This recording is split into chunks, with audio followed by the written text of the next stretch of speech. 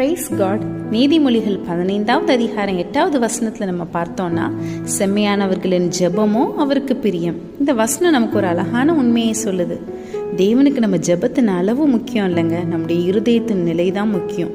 நம்ம எவ்வளோ நேரம் ஜெபிக்கிறோம், இல்லை எவ்வளோ பெரிய வார்த்தைகளை பயன்படுத்துகிறோங்கிறது முக்கியமே இல்லை.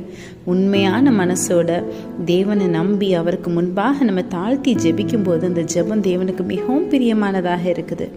செம்மையானவர்கள்னா தவறே செய்யாதவங்க இல்லை, தேவனுக்கு உண்மையாக இருக்க முயற்சி செய்கிறவர்கள். தவறு செய்தால் கூட அதை உணர்ந்து தேவனிடத்தில் திரும்புகிறவர்கள், தேவனுடைய வழியில் நடக்க விரும்புகிறவர்கள்னு கூட நம்ம சொல்லலாம்.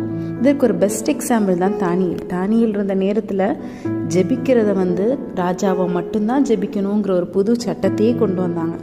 ஆனால் தானியேல் அதை கண்டு பயந்து ஜெபத்தை நிறுத்தவே இல்லை. அவன் வழக்கம் போல தினமும் தேவனை நோக்கி ஜெபித்தார். அதற்கு பதிலாக சிங்கக்கபியில் போடப்பட்டார். ஆனால் தேவன் கைவிட்டாரா? இல்லவே இல்லை. தானியேலை தேவன் கைவிடவே இல்லை. சிங்கங்களின் வாயை அடைத்து போட்டார். தானியேலின் வாழ்க்கை நமக்கு ஒரு பெரிய பாடத்தை கற்றுக் கொடுக்குது. சூழ்நிலை நமக்கு எதிராக இருந்தாலும் ஜெபிப்பதை நிறுத்தவே கூடாது. எல்லாம் நல்லபடியாக நடக்கும்போது மட்டும் தேவனை தேடாம பிரச்சனை நடுவிலையும் தேவனை பற்றி பிடித்து கொள்ள வேண்டும். நாம சில நேரங்களில் நான் இவ்வளவு ஜெபித்தோம், ஏன் பதில் வரல அப்படின்னு நினைக்கலாம். ஆனால் தேவன் நம்ம ஜெபத்தை கேட்காமல் இருக்கிறாருன்னு அர்த்தமே இல்லை.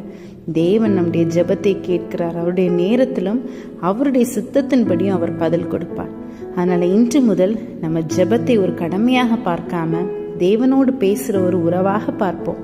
நம்முடைய வார்த்தைகள் சாதாரணமாக இருந்தாலும் பரவாயில்ல, நம்முடைய இருதயம் உண்மையாக இருக்கட்டும். தானியேலை போல சூழ்நிலை எப்படி இருந்தாலும் ஜெபிக்கிறத மட்டும் கைவிடவே கூடாது. ஏன்னா செம்மையானவர்களின் உண்மையான ஜெபம் தேவனுக்கு பிரியமானது. கர்த்தர் உங்களை ஆசீர்வதிப்பாராக.